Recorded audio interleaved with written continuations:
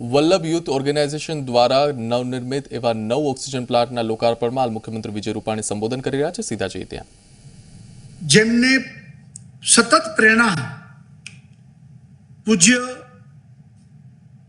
વૈષ્ણવ આચાર્ય શ્રી બ્રજરાજ કુમારજીના માર્ગદર્શનથી પ્રેરણાથી ગુજરાતમાં 29 PSA plant ઓક્સિજનના જે લગાવવામાં આવી રહ્યા છે, આજે 9 પ્લાન્ટ આદરણીય શ્રી અમિતભાઈના વરદ હસ્તે થઈ રહ્યા છે, ત્યારે આપ સૌને ખૂબ ખૂબ ધન્યવાદ અને અભિનંદન આપું છું। જે રીતે આપણે હમણાં ફિલ્મમાં જોયું કે પીવાયઓ યુથ ઓર્ગેનાઇઝેશન ખૂબ સુંદર સમાજ સેવાના કામો, રાષ્ટ્રભક્તિના કામો અને હિન્દુ સંસ્કૃતિને વધુ લોકો સુધી પહોંચાડીને હિન્દુ ધર્મનું ગૌરવ કરી રહ્યા છો, એ માટે ખૂબ ખૂબ અભિનંદન આપું છું। પૂજ્ય વૈષ્ણવ આચાર્યજી શ્રી બ્રજરાજ કુમારજીના રાષ્ટ્રભક્તિ, સમાજ સેવા અને માનવ સેવાના કામ માટે જે રીતે જીવનના પ્રત્યેક ક્ષણ આપ આ કામમાં લગાવી રહ્યા છો, એ માટે પણ ગુજરાત ગૌરવની લાગણી અનુભવે છે।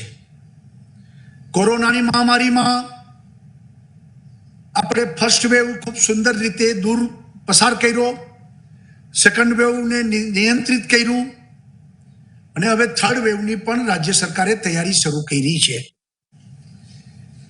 ઓક્સિજન એ આપણા માટે મહત્વનું બની ગયું છે। ગુજરાત નસીબદાર છે કે વડાપ્રધાન શ્રી નરેન્દ્રભાઈ મોદીના નેતૃત્વમાં જ્યારે એ મુખ્યમંત્રી હતા ત્યારથી આજ દિવસ સુધી ગુજરાતે જે ઇન્ડસ્ટ્રીયલ ડેવલપમેન્ટ કર્યું છે, એને કારણે ઓક્સિજનની અવેલેબિલિટી એ ગુજરાતમાં રહી છે। અને આ વખતે પણ આપણે આદરણીય અમિતભાઈ અને આદરણીય નરેન્દ્રભાઈએ ઓક્સિજનની કોઈ કમી રહેવા દીધી નથી, પરંતુ ચોક્કસ મહેસૂસ થયું છે કે લિક્વિડ ઓક્સિજન એની એક મર્યાદા રહેશે અને ત્યારે પીએસએ પ્લાન્ટ, હવામાંથી ઓક્સિજન બનાવવાના પ્લાન્ટ જો વધુ ને વધુ લગાવીશું તો આપણે ભવિષ્યમાં ચિંતા નહીં રહે। અને આ મહત્વનું કામ પીવાયઓ કરી રહ્યું છે। કેન્દ્ર સરકાર, રાજ્ય સરકાર, એનજીઓ, એનઆરઆઈ, આ બધા લોકો આપણે પીએસએ પ્લાન્ટ આપી રહ્યા છે, ત્યારે રાજ્ય સરકારનો પણ એક લક્ષ્યાંક છે કે ગુજરાતમાં 300 ટન ઓક્સિજન એ પીએસએ પ્લાન્ટ દ્વારા આપને પ્રાપ્ત થાય અને એમાં બીવાયોનું પણ એક મોટું પ્રદાન રહેશે।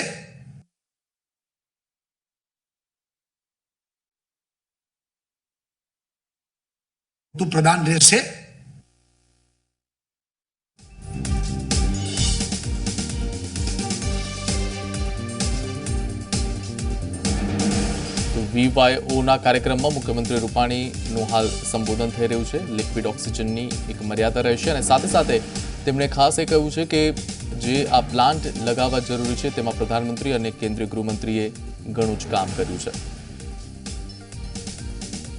અભિનંદન પૂજ્ય વૈરાજજી કુમારને, વૈષ્ણવ આચાર્યજીને પ્રણામ કરી મારી વાત સમાપ્ત કરું છું। जय जय गरवी गुजरात, भारत माता की जय। खूब खूब खूब आभार माननीय मुख्यमंत्री श्री आपनो, आपना प्रेरणादायी उद्बोधन बदल। और अब सेवा कार्य के इस सिलसिले को आगे बढ़ाने का उद्देश्य, जिसमें आज के दिन तिलकवाड़ा, सागबारा, अहमदाबाद 16, अहमदाबाद 10 क्रोई, कालावाड़, जामनगर, कपड़वंज, भाणवड़, द्वारिका, महसाणा और पोरबंदर, इन 9 जगह पर ऑक्सीजन प्लांट जिसके हमारे मुख्य सेवार्थी हैं वीवायो यूएसए परिवार, वीवायो यूके परिवार, गोविंद भाई वर्मोरा, सनहार सिरामिक, समस्त वैष्णव वणिक परिवार, SBBP, Bodal chemical limited and arts chemical private limited, इनके सौजन्य से गुजरात में 9 ऑक्सीजन प्लांट जिसका वर्चुअल लोकार्पण का आज का ये समारोह है। तब आइए सरद निवेदन करते हैं हमारे कार्यक्रम के मुख्य अतिथि विशेष केंद्रीय गृह मंत्री श्री अमित भाई शाह जी को। सर, आप वर्चुअली लोकार्पण करवाएं इन 9 ऑक्सीजन प्लांट्स का।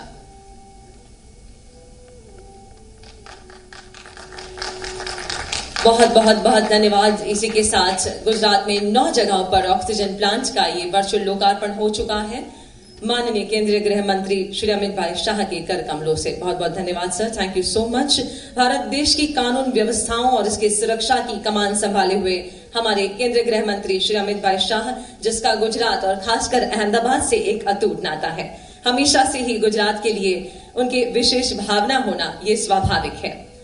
आज के इस कार्यक्रम में वे हमारे मुख्य अतिथि बने, ये हम सबका और वीवायो का सौभाग्य है। वीवायो आपका अभिवादन करता है और सहृदय आपको आमंत्रित करता है आपके संबोधन के लिए।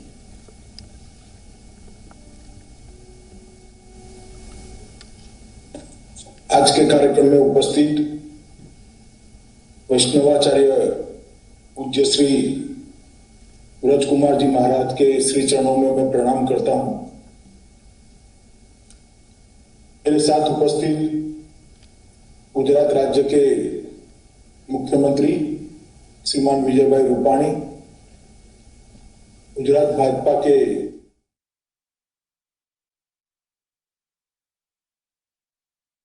श्रीमान CR पाटिल जी, सेवा के काम में अपना योगदान दिया है ऐसे सभी दाता और वल्लभ यूथ ऑर्गेनाइजेशन के कार्यक्रम में वर्चुअली उपस्थित सभी वैष्णव भाइयों बहनों को मेरा जय श्री कृष्ण। आज विगत लगभग 1-1.25 साल से पूरी दुनिया और देश कोरोना महामारी के खिलाफ एक संघर्ष कर रहा है और एक प्रकार से मानो कुदरत भारत की विशेष रूप में परीक्षा ले रही हो, इस प्रकार से देश के पूर्वी और पश्चिमी दोनों छोर पर साइक्लोन भी आए और कई प्रकार के संघर्ष इसी समय में आए। मगर कहते हैं कि संघर्ष के समय ही जनता और नेतृत्व और समाज सेवी संगठनों की परीक्षा होगी और मुझे बहुत हर्ष है कि संघर्ष के समय में देश के प्रधानमंत्री श्रीमान नरेंद्र मोदी जी के नेतृत्व में भारत ने दुनिया भर के आंकड़ों की तुलना करे तो कोरोना के खिलाफ लड़ने में बड़ी सफलता प्राप्त की। जब कोरोना की दूसरी लहर आई और वायरस ने अपना स्वरूप बदलकर बहुत तेजी से फैलना शुरू किया, न केवल तेजी से फैलना शुरू किया, इसके साथ साथ मानव की सेहत पर भी बहुत तेजी से नुकसान पहुंचाने की भी इस बार उसका लक्षण देखा गया। फिर भी इसको बहुत कम समय के अंदर नियंत्रित कर ढलान की ओर ले जाने में हम सबको एक सामूहिक सफलता मिली है।